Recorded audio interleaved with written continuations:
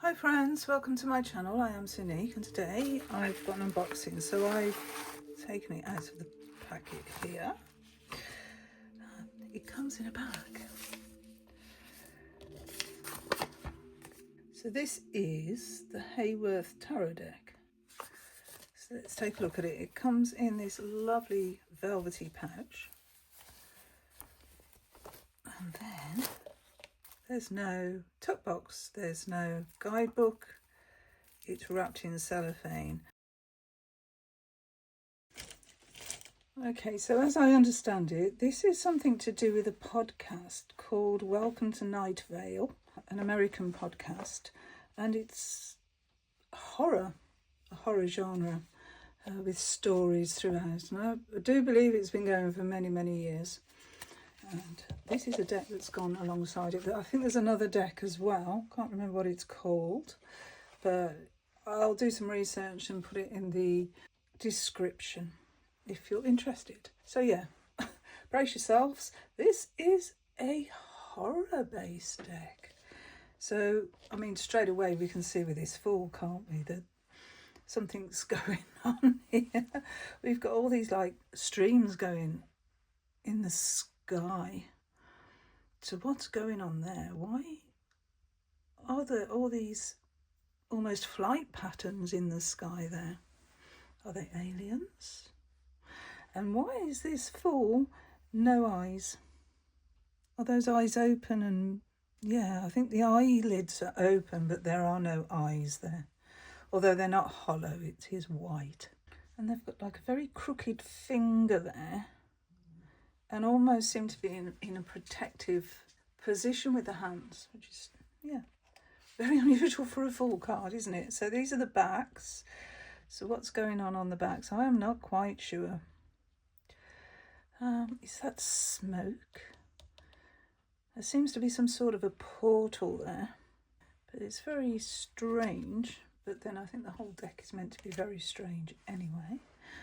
I believe this deck's been out a long, long time. So anyway, we have the Magician here and we've got, oh, okay. So the sword is going through the hand and the wand is going through this hand. So it's actually part of the Magician themselves. And we've also got the disc and the cup. So the cup is very like you would expect the Ace of Cups with the streams of water coming out. The wand is a light. We've got some foliage here growing from the pentacle.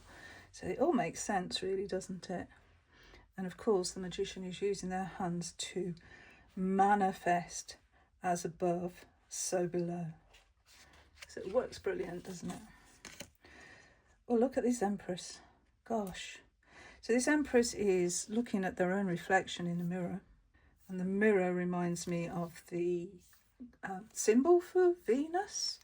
And Venus is aligned with the Empress. So that would make sense. But in looking in this mirror, it's just so bright, this reflection, that it's actually encompassed the whole top part of the Empress's body. Magnificent. High Priestess, I'm not quite sure what that headpiece is. So if that's on the head, then maybe I'm thinking that all the High Priestess is concerned about is internalized in their head space. Because the rest of this is dark. The eyes again are closed, so it's very inward focus, which you would expect with a High Priestess. Emperor, and what's going on here? I don't understand this card at all. There are dead birds. Why would there be dead birds in the Emperor card? I don't really get it. Sorry, the sun's going in and out again. I do apologise. Yeah, I'm not understanding why we have dead birds on the Emperor. And like, there's no guidebook, as I said, with this. The Hierophant. So whatever this motif is, I don't know if it's the same as the High Priestess hat here, but it could be. There's some sort of motif going on here. And this is actually the Hierophant or Hierophant's face. Again, quite puzzling. I think this is a deck I'm really going to have to sit with. And the Lovers have no heads. And then there's these rays coming down from these, possibly the sun, but obviously some sort of extraterrestrial being. Spaceship maybe, beam them up. It looks like the energy is being taken that way, doesn't it? Unless this is actually beaming down and these two figures are being materialized from this. I don't know. I'm guessing. The Chariot. There's light at the end of the tunnel. And if that's a railway track, quite possibly. But yes, we can see what's attracting us here. We need to go forward and find out what it is that's at the end of the tunnel.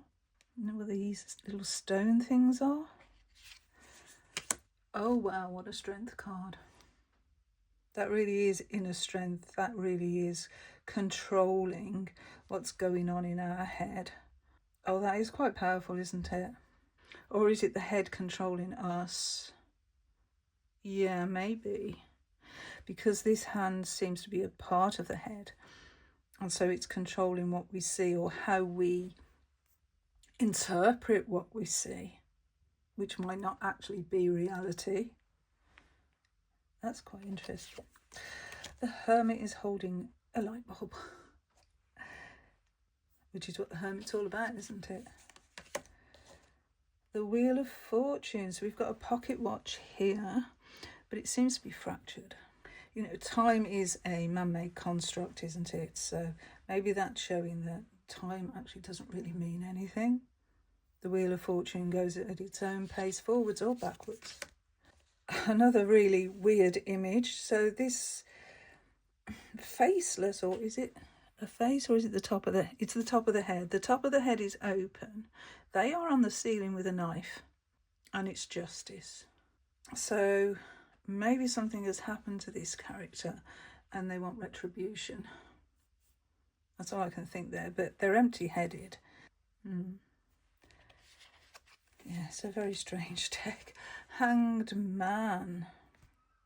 So we're only seeing the legs of the Hanged Man, and obviously not upside down as we'd normally see them. But I suppose it brings the message that the man is hanging. And death is blank. Which sort of makes sense, doesn't it? Because we don't know what death is. We can guess, we can surmise, we can have belief systems, but until we actually confront death, until we actually are past, we don't know. It's a blank slate, isn't it? It's whatever we want to project onto it, be that our beliefs. That's what death is to us. So it's a blank page. It's personal.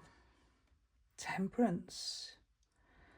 Okay, so we've got this missing piece here in Temperance. I'm trying to bring the two sides together, I would say. So we've got fire in a waste bin. Where's the water? I mean, they're bringing up this fire with their hands.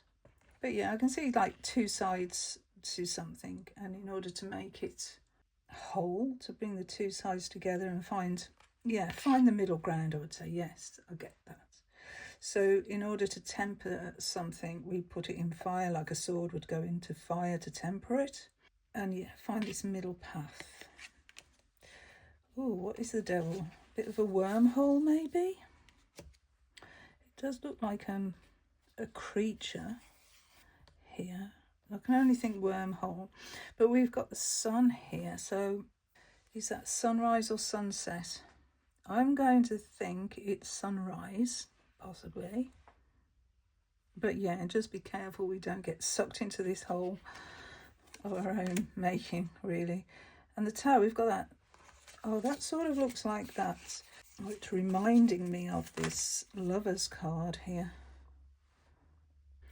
So this is being destroyed from within and from without. Okay. Stars. All the stars. We've got lots of little stars here that we're bringing up to the mouth area. Full of hope, maybe. like I say, it's a very strange deck, so it's taking me a while to actually try and connect to the images. So the moon, we have the crustacean and we have the moon. These two elements we'd normally see on a moon card. Oh, that reminds me of that song Black Hole Sun. But we've got these sunflowers as well here, which also have black centres. So it's sort of like another portal, isn't it? You know, I think maybe portals might have something to do with this deck, because it's alien going into other worlds, I think. Oh, okay.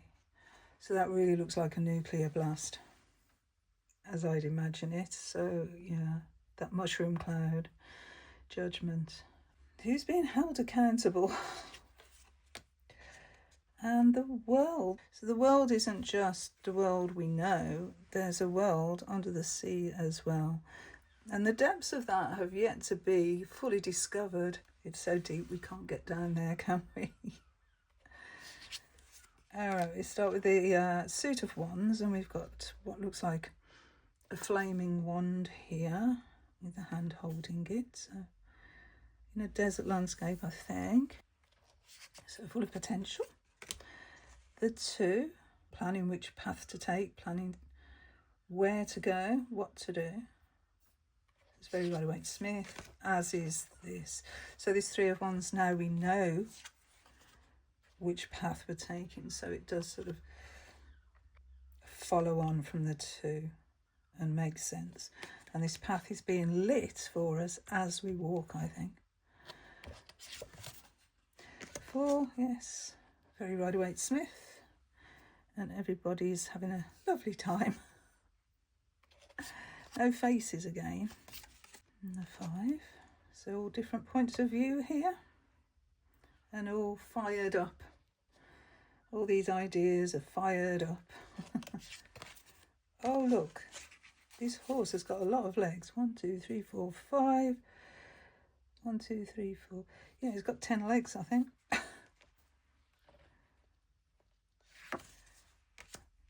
This defensive position we're used to seeing in the 7. And then that 8. Again, very like that 3 of wands, isn't it?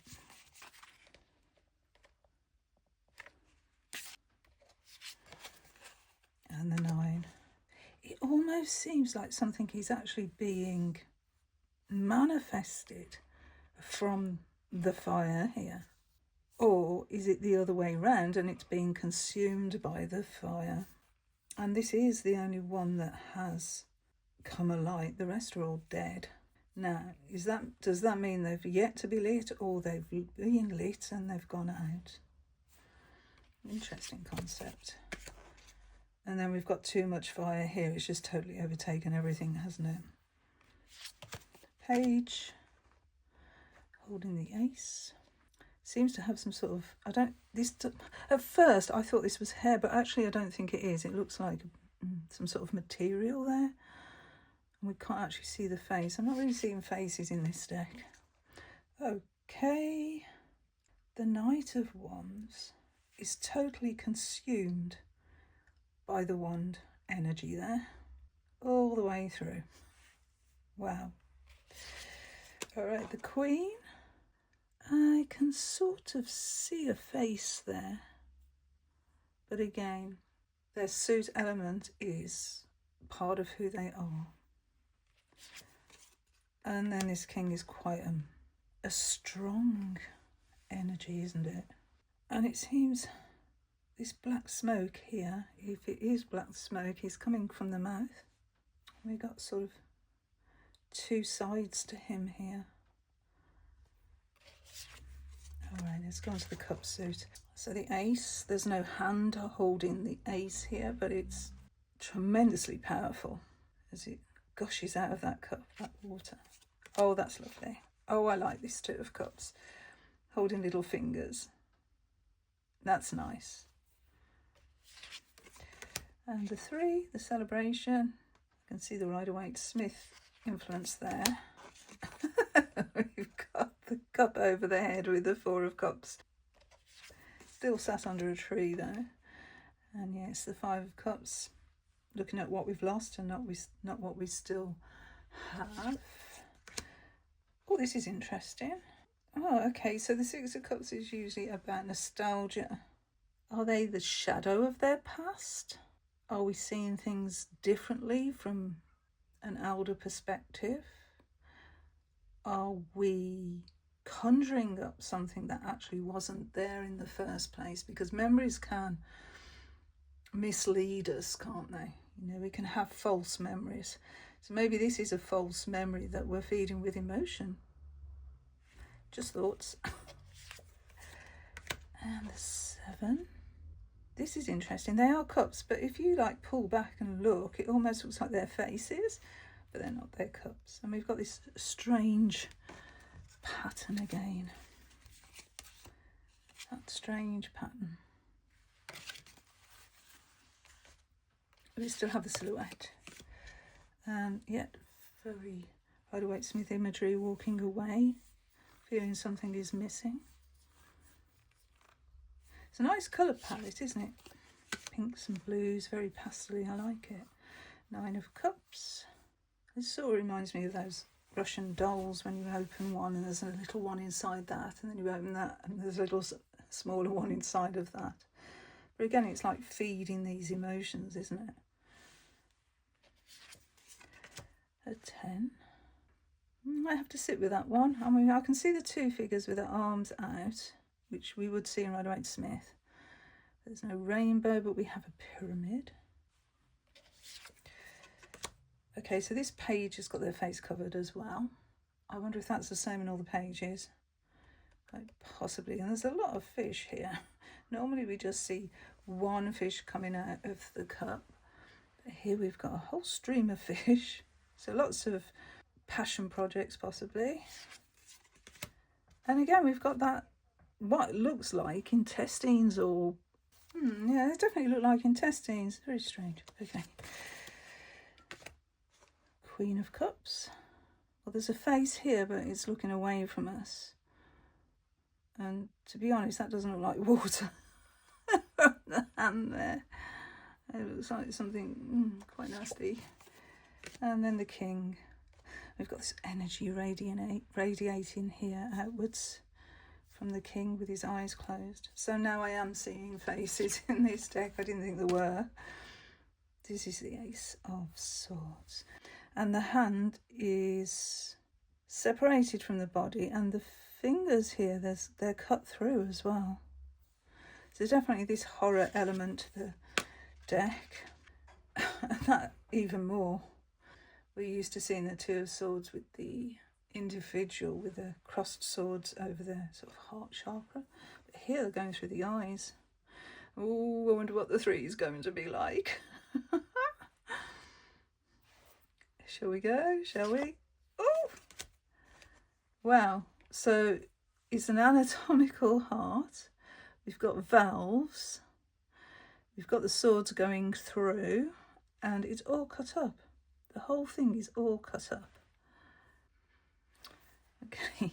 I'm sort of dreading turning that card. So the 4 of Swords. Again, we can see almost inside here. But we're prepared here. We've got a sword ready, just like in the Darkwood Tarot. Oh, wow.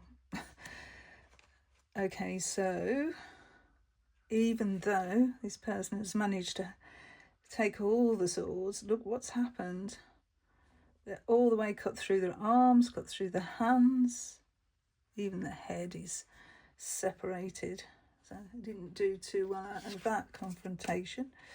There's the 6 of Swords. It's a very strange perspective. It almost looks like it's floating on air rather than in water. Especially, I think, because this oar or sword or whatever it is fully visible. It's strange. And there's no one else in the boat either. Okay, so this 7 of Swords, his hands are chopped off and bleeding, and they're actually left on those 2 swords behind. So that's quite telling, isn't it, when we think about the normal meaning of a 7 of Swords. That's, yeah, quite pertinent. The consequence, hey? And then we've got the Eight of Swords, where it's just the eyes that are bound here, although they are very constricted within those swords. We're levitating in the Nine of Swords. That's unusual. And the 10, yes, on the floor. Okay. Page, yeah, Page has got their face covered as well. So it seems all the pages will not be showing their faces. Really hugging that sword there. Oh, this is this sort of intestine type thing again, isn't it? Oh, it's quite gruesome. Oh, the masks we wear, hey? But the Knight of Swords likes to know, likes to cut to the truth, likes to know exactly what's going on. And so you can't hide anything from the Knight of Swords, can you? Oh, Queen of Swords, sharp talker, sharp tongue. That's what I see there. It's clever. And the King of Swords. Almost looks like a giant looking out over this landscape. And the head separated again, the top of the head. Pentacles. Oh, we like that portal that we see on the Sun card, although this looks more sort of auburney brown. I've got lots of leaf foliage here, so that makes sense. Okay, so again we've got this black holes. Two of Pentacles, which is normally about balance, isn't it? I don't know why it's in the sky above the clouds. I wouldn't expect to see that. One I've got to think about. The Three of Pentacles, well, they look like tree spirits, dryads. And that works, doesn't it? Because the root system of trees, they all do communicate, don't they? As I understand it. So the Four of Pentacles, that is a great image. We are holding on so tight, we can't move. We're stuck. And these holes again. We just can't move forward unless we release something. Ooh. Okay, so it looks like something's on the inside of that church trying to get out through those holes, which is very unusual for a Five of Pentacles. 6. We're feeding here, or nourishing the land. And the land does give back. Maybe that's what the metaphor is here. The land provides us with nutrition and food and everything almost that we need to help us survive. And so we need to nurture that, water that, and give it life back. Because if it becomes barren, then so do we. And yeah, that sort of follows on as well, doesn't it? So by watering this, then look what it produces here, or has the potential to produce. But I think this person's been waiting a long time, if we take it as timing. This is an older gentleman. So he might have had to wait a long, long time to see whether his efforts have borne fruit or are wasted. Or if we have to start again. Here, the Eight of Pentacles. Working hard to maybe plant a new crop. More fertile soil. Is the background the same on these? No. 9. So what happened to the bird? Because I presume that's a bird, given these feet and feathers. And is there a figure behind it? Don't know.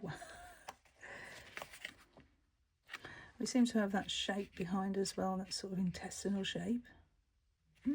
Interesting. I really wish there was a guidebook with this deck. Okay, so the Ten of Pentacles, we still have the elder person and the archway.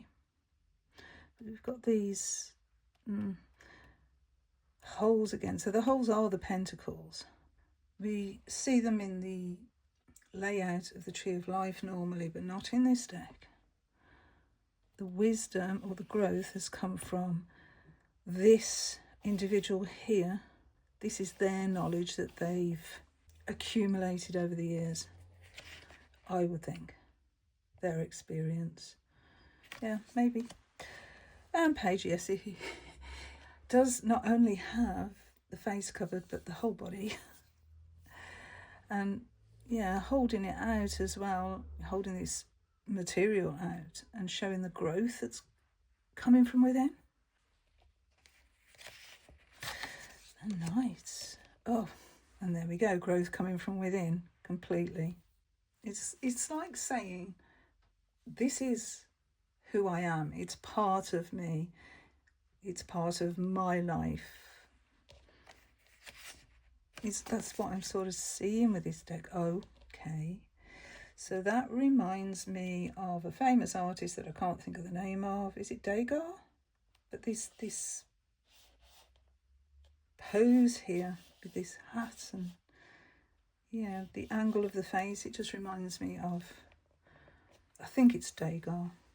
But then we've got that hand mirror again, but it's black. So is the Queen of Pentacles scrying? You know, like black obsidian, where they used black obsidian as scrying mirrors. Or are they actually looking at what's behind them and pretending to be looking at their own reflection? And is there nothing behind them? I like all the opulence of the hat that goes well with the Queen of Pentacles. And then the King. Oh, that looks a bit troubling, doesn't it? That they've got the top of the head open and all these flowers are sprouting out of the top. It almost feels like it's just too much. I have to release all this growth because it's just filling me up too much. Isn't this an interesting deck? I have never known a deck like this. You know, trying to actually find meaning from the cards is it is challenging, you know. So it's nice cardstock. It's quite thin, but it's lovely actually. I like cardstock. Give it a shuffle. Perfect.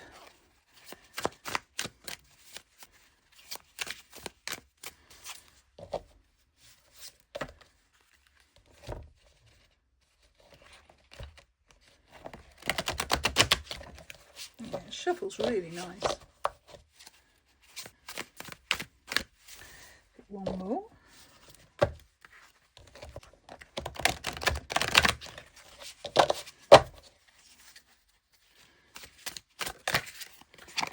What we get?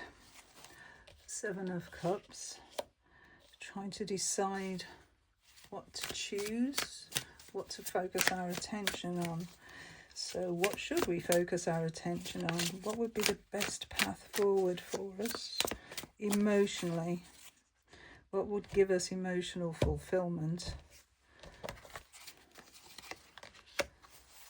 Rest. Maybe some meditation. Maybe just to sleep on things.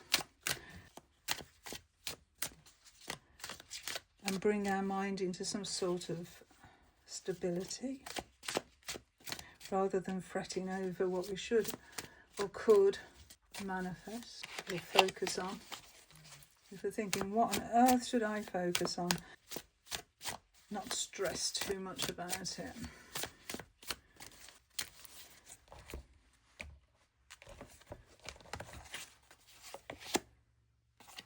New ideas. New passion projects. Okay, so a quick little spread there. But yeah, I need to work more with this deck, I think, just to get into the messages it wants to bring. So that was my first look at the Hayworth Tarot. Thank you so much for watching. Hope you enjoyed that, and until my next video.